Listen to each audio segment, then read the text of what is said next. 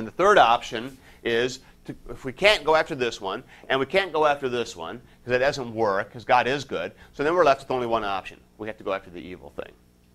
And what you do here then is you say, evil isn't so evil. Evil isn't so evil. This is probably the most widespread and popular among us.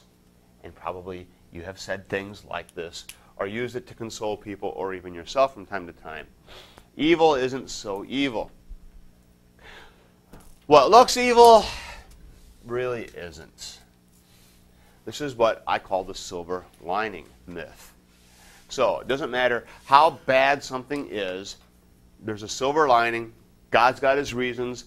Good's going to come from it. What you think is really bad is actually going to be an okay thing. And there are times that it happens. And so the guy gets involved in a car accident. He's fine, but his car's all banged up. Oh, that's a bad thing. But then it turns out the insurance pays out, and he goes car shopping, and he finds a better car for very little money. Hey, this worked out great.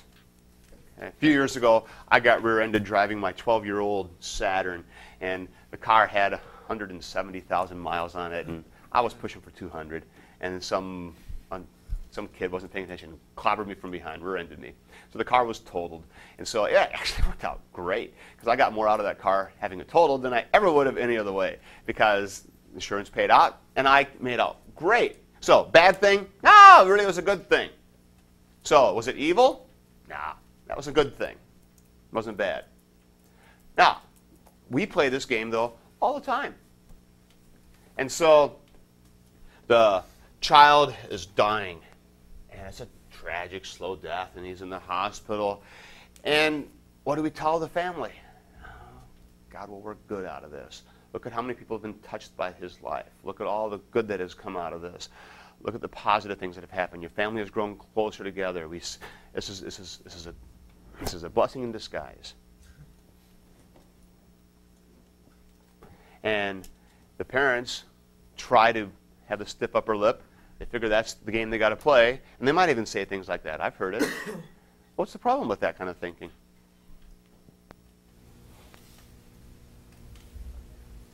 The problem is, evil is still evil.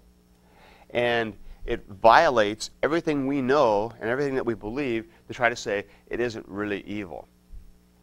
The crass form of this is Mary Baker Eddy and Christian Science that says evil is an illusion, it doesn't really exist, and this kind of actually grows out of Augustine, who said evil is just the absence of good, so it's a non-thing. And so Mary Baker Eddy said there is no evil, it's only an illusion in your mind, and pain is an illusion, it's just the absence of good, so think good things and good things will happen, and Christian Science actually believes this stuff. Yep. Is it that it just doesn't take into account that it's not supposed to be that way? What doesn't take into account? Well, the idea that that God will use evil for good purposes, that kind of ignores the fact that it's a fallen world, but it's not supposed to be like that. Yeah, it ignores that. There's a bigger problem, though, because what it ends up doing is it ends up calling what is evil good. And that's a pretty big problem. And so Mary Baker Eddy does it crassly. We laugh at her. So the Christian Scientist is out playing tennis and pulls his hamstring. He's not hurt. It's just all in his head, even though it feels like it's in his thigh. But no, it's not really no pain at all. Just deal with it. So there's no pain. Now we dismiss that. But what we do though is, and I am suspicious, we do fall into this trap of making this move all the time, and we do the silver lining thing, and we try to say, well, it looks bad, but just wait, and good will come of it.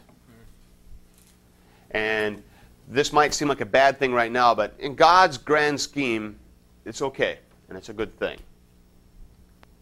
I've actually heard people claim that because Christ is God, that he didn't really suffer on the cross. And what you just said about good will come of it, well, yeah, that's their argument, is that he didn't really suffer because God could somehow remove himself from that suffering or not really feel it in the way that a human does.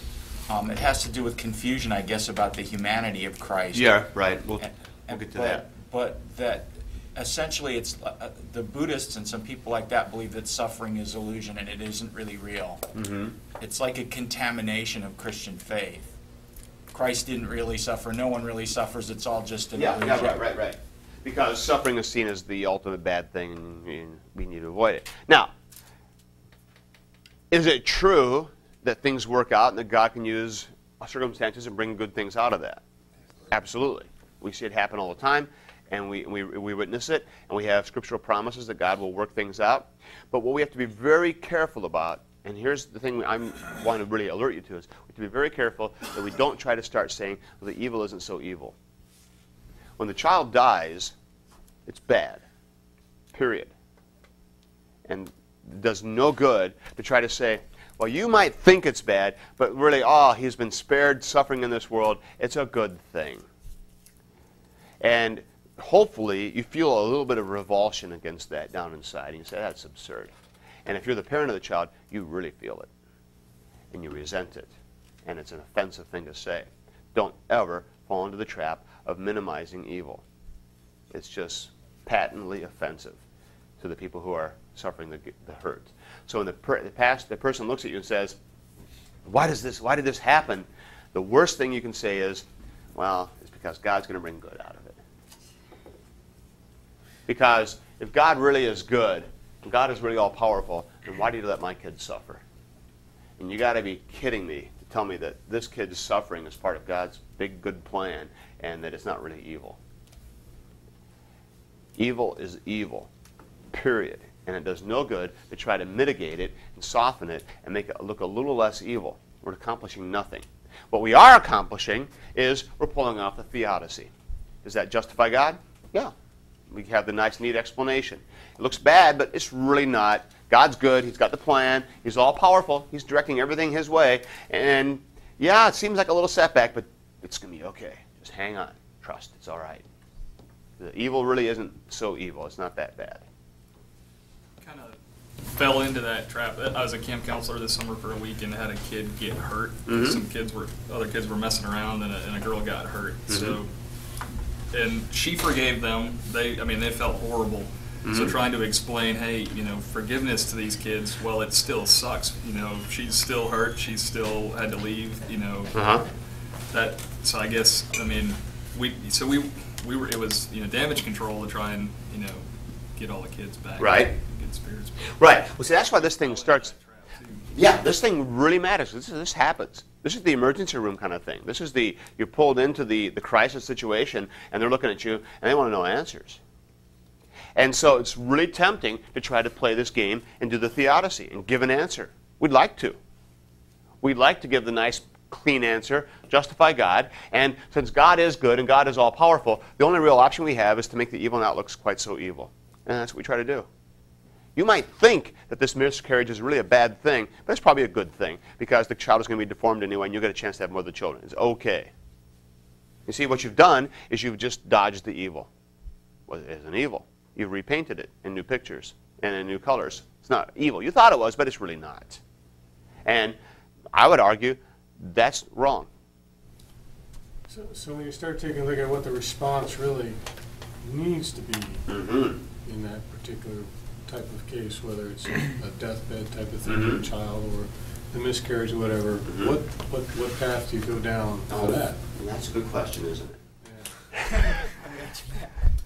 That's kind of the burning issue here, isn't it? So, because we have painted ourselves into quite a bad corner here. Because we can't go after this one, and we can't go after this one, and now I've just slammed the door on going after this one. I won't let you do that one either.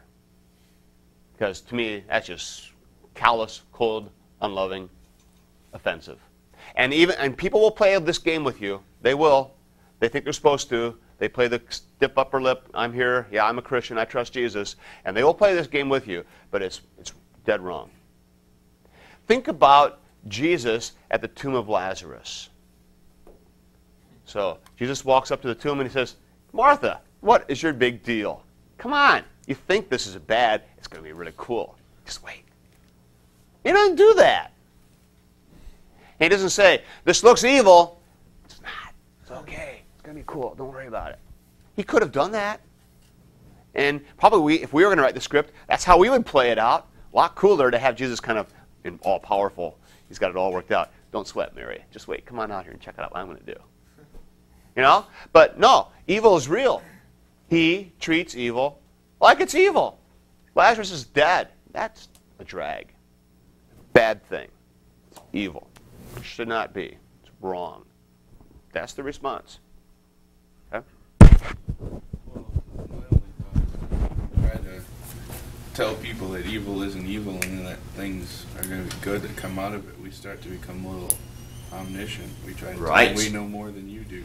Yeah. Well, see, that's part of this thing, too. We begin to try to, explain what's going on and try to, and it assumes a fair amount of omniscience and ability to decide what really is evil and what's going on. All right? Well, and what's driving it always is the attempt to do this. We want to answer the question, how could a good God who is all-powerful allow this to happen? And so we give an answer. We don't like Kushner's answer. He really is all-powerful. We don't like the answer that says he's really malevolent. That doesn't work. And so we go, the only other option we have, we try to say, well, it's not really so evil. So, what are you going to do? Somebody asks me, I'll ask you. What do you say? What do you do when you walk into the hospital room and they say, hey, what's going on? Yeah. I'll tell you from my own experience in an ambulance. Okay. People say, why does this happen? And my only answer is, I cannot tell you. Okay. I do not know. That's an easy way out. I know it's an easy way out, but honestly, when someone talks to me in a bad situation, it's not a good situation, I'm not going to say. I can't bring myself to say, well, it's all part of God's plan. I can't do that. Good. Well, and you can't because you're right there in the middle of the crisis and the blood's all around and it's a mess. And it's a lot harder to say it. It gets easier, and it's a lot more tempting to say it for us pastors because we get to pull back a few hours usually from the thing. It's not really quite as messy, and we've got a little space and a little more time, and we can actually be audacious enough to suggest maybe it's not as bad as you thought. But see, the advantage you have when you're there in the crisis is you just are looking at it. There's no way you can say it. And that was part of the problem we had with September 11th. Okay, that was part of that was such a crisis for a lot of people because we couldn't kind of pull back and get some space and retreat to our nice, neat little objective. Well, it doesn't look as evil as you thought it was because there it was being played out, thousands right at once, and it's just huge and it's horrendous and everybody sees it.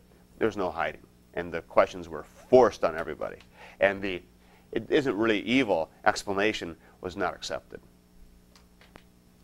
Okay. You can still give hope in the resurrection without giving evil the silver lining, can't you? Okay. I think you can, and we're heading in a hopeful direction there. I would agree. Okay?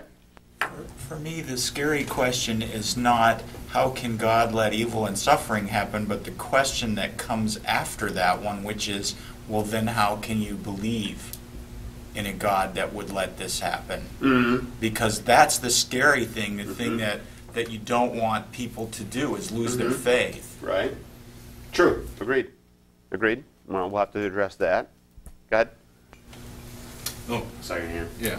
Are you Well, we talked about a list of attributes of God yesterday. You can revert to those. Point out what God is really like, what we know about God. True enough, we can do that. We can't tell them what we don't know about God. We can only tell them what we do know about That God. I agree with. Okay. I think it kind of depends. I think this is where psychology all comes in and knowing what stage in the grief process that people are at, because you can say whatever the heck you want to say. Mm-hmm. And whether you were to tell them,